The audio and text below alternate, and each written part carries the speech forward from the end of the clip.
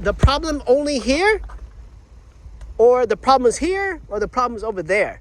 Right. But I found out that when this one doesn't work, your brake light doesn't work also. Meaning that it's not only this problem, it's right here. This guy is a common, when this guy fails, it causes both of them to fail. Right, exactly. Yeah, but if your brake lights work and this one doesn't work, that means that this could be bad. The solenoid itself could be bad.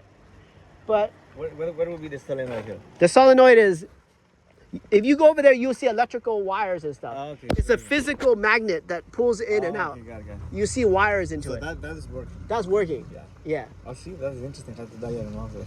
And then if I have my computer, without even you hitting the brakes, I can tell the computer, activate the brakes, and it should shift. If I had my scanner.